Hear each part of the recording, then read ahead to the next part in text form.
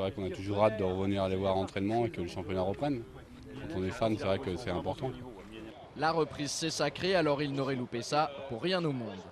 9h15 ce matin, une quinzaine de supporters du SCO font le pied de grue devant le centre d'entraînement de la Baumette. Ils sont venus saluer les anciens comme Jean-Daniel Padovani et accueillir les nouvelles recrues de l'équipe, à l'image ici de l'ancien parisien Gaëtan Charbonnier ou encore du japonais Norio Suzuki. Les 4 autres nouveaux éléments du groupe étaient également au rendez-vous, à savoir Anthony Wasfan, Thomas Mieniel, Youssef Hannan et Kevin Olympa. Résultat, la quasi-totalité de l'effectif était bien présente ce matin. C'est un grand motif de satisfaction pour l'entraîneur Jean-Louis Garcia.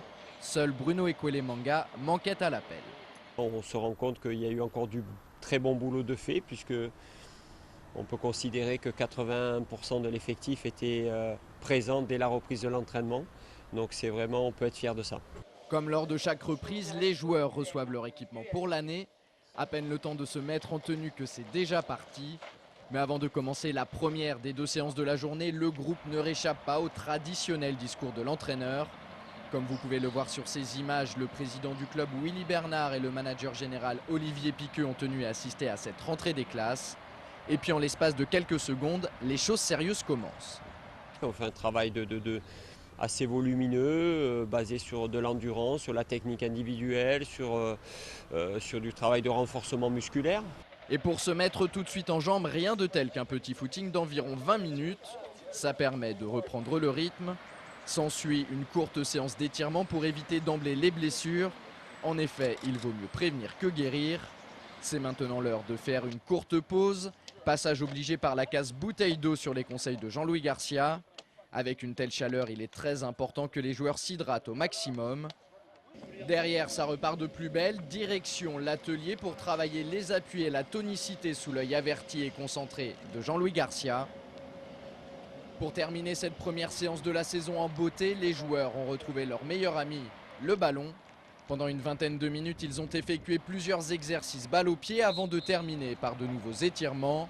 Ça y est, vous êtes au courant de tout ce qui s'est passé aujourd'hui sur la pelouse de la Baumette. Ça paraissait plutôt tranquille pour une reprise. Reste maintenant à demander aux personnes concernées comment ça s'est passé. Tu trouves? Ouais, bah ça a été... c'est toujours difficile, même si on essaye de se tenir en forme pendant les vacances. Mais bon, il faut le faire, là. C'est le début, c'est vrai qu'on a toujours l'impression que c'est difficile, qu'on court beaucoup, tout ça. Après, on regarde qu'on ne court pas longtemps. Donc voilà, mais il faut s'y remettre. Et comme je te disais, on reprend rapidement la compétition. Donc il faut de suite s'y mettre pour bien commencer, quoi.